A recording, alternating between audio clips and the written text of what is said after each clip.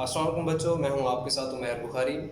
آج ہمارا be a Pakistan study کا اگلا ٹاپک ہے جس کا نام ہے نظریہ پاکستان کی اہمیت۔ نظریہ پاکستان میں مختلف اس کے عناصر ہیں، اس کی اہمیت کے مختلف پوائنٹس ہیں جن کو ہم باری باری ڈسکس کریں گے۔ ان میں سب سے پہلے ہے کامرانی کا باعث۔ ہندوستان کے مسلمان جو کہ مسلسل زوال کا شکار تھے، لیکن جیسے ہی نظریہ پاکستان ان کی زندگیوں میں آتا ہے، وہ مسلسل کامیابی کا ان کا جو سفر ہے وہ شروع ہو جاتا ہے۔ تو یہاں کے مسلمان جو کہ بکھرے ہوئے تھے، نظریہ پاکستان نے ان کو متحد کیا اور وہ کامیاب ہوئے اور پاکستان کو حاصل کیا۔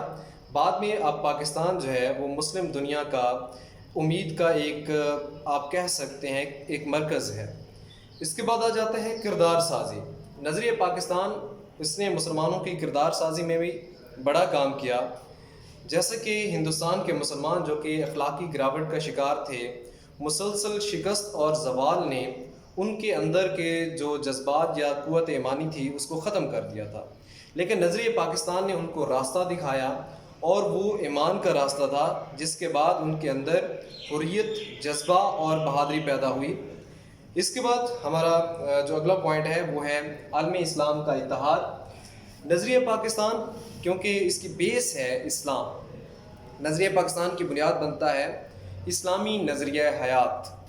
تو اسلام کے نام پہ یہ بنا ہوا ملک یہ وجہ بنتا ہے مسلمانوں کے اتحاد کی۔ پہلے مسلمان نہ صرف ہندوستان کے مسلمان بکھرے ہوئے تھے، باقی دنیا کے مسلمان بھی تقریباً غلامی کا شکار تھے، اور اس کی وجہ یہ تھی کہ ان کا اتحاد ختم ہو چکا تھا۔ لیکن پاکستان بننے کے بعد مسلمانوں کی ایک تنظیم بنتی ہے OIC، مطلب آرگنائزیشن آف اسلامک کنٹریز، اور پاکستان ان کے فاؤنڈنگ ممبرز میں شامل ہے۔ تو نظریہ پاکستان وجہ بنتا ہے مسلمانوں کے اتحاد کی۔ اس کے بعد آ جاتا ہے بقائے ملک کے لیے ناگزیر۔ آج کل کے جو حالات ہیں، اگر ہم لسانیت، صوبائیت یا قوم پرستی کی طرف جاتے ہیں تو ملک ٹکڑے ٹکڑے ہو جاتا ہے۔ جیسے کہ بہت سی جگہوں پر جو کہ بیرونی ایجنڈا پر کچھ لوگ کام کر رہے ہیں، نسل پرستی یا صوبائیت کو ہوا دی جا رہی ہوتی ہے اور پاکستان کو توڑنے کی باتیں ہو رہی ہوتی ہیں۔ اگر ہم نظریہ پاکستان کو بھلا دیتے ہیں تو نسل پرستی کے جو نظریات ہیں وہ زیادہ طاقتور ہو جائیں گے، قومیت کے جو جذبات ہیں وہ زیادہ طاقتور ہو جائیں گے، لسانیت ملک کو کھا جائے گی، جس سے قائد اعظم محمد علی جناح نے بھی منع کیا تھا۔ تو نظریہ پاکستان پر اگر ہم عمل کرتے ہیں تو باقی چیزیں جو کہ ہمارے ملک کی دشمن ہیں وہ آٹومیٹکلی ختم ہو جاتی ہیں۔ تو نظریہ پاکستان جو ہے وہ بقائے ملک کے لیے ضروری ہے۔ اس کے بعد آ جاتے ہیں قوت کا سرچشمہ۔ نظریہ پاکستان قوت کا سرچشمہ ہے۔ اگر یہی سوچیں کہ ہندوستان میں مسلمان ہم سے زیادہ رہتے ہیں، پاکستان سے ہندوستان کے اندر مسلمانوں کی تعداد زیادہ ہے، لیکن وہ کوئی اسلامی ملک تصور نہیں ہوتا، وہ ہندو ملک تصور ہوتا ہے۔ تعداد میں ہم سے زیادہ ہے لیکن ان کے پاس اسلامی طاقت نہیں ہے۔ پاکستان میں مسلمان ہندوستان سے کم ہیں، لیکن نظریہ پاکستان ان کی بیک پہ ہے، اور یہ نظریہ جو ہے ان کو طاقت دیتا ہے، اور آج پاکستان جو ہے واحد مسلمان ایٹمی طاقت کنسیڈر ہوتا ہے۔ اس کے بعد آ جاتا ہے قرارداد مقاصد۔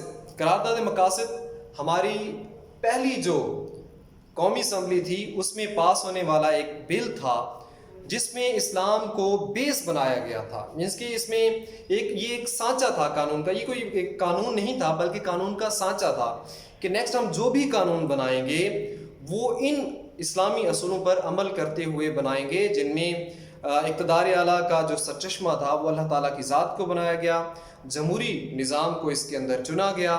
اس کے علاوہ کوئی بھی قانون یہ ڈیسائیڈ کیا گیا کہ اسلامی اصولوں کے منافی نہیں ہوگا، قرآن و سنت کے منافی نہیں ہوگا۔ تو قرارداد مقاصد جو کہ 1949 میں ملک میں ہماری جو پہلی کانسٹیٹیوشنل اسمبلی تھی اس نے پاس کیا تھا، اس سے ہم نے یہ ڈیسائیڈ کر لیا کہ ہمارا آئندہ کا جو بھی آئین بنے گا وہ اسلامی اصولوں کے مطابق بنے گا، اسلام کے منافی کوئی بھی قانون نہیں بنایا جائے گا، مینس کہ ہم نے اپنے راستے کا تصور کر لیا تھا۔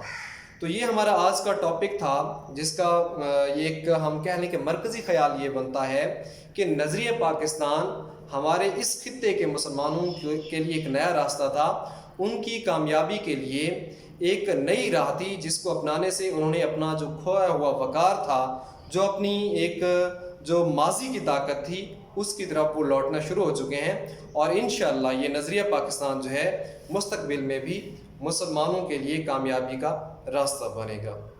تو انشاءاللہ کل ہم اپنے اگلے ٹاپک کے ساتھ حاضر ہوں گے۔ اللہ حافظ۔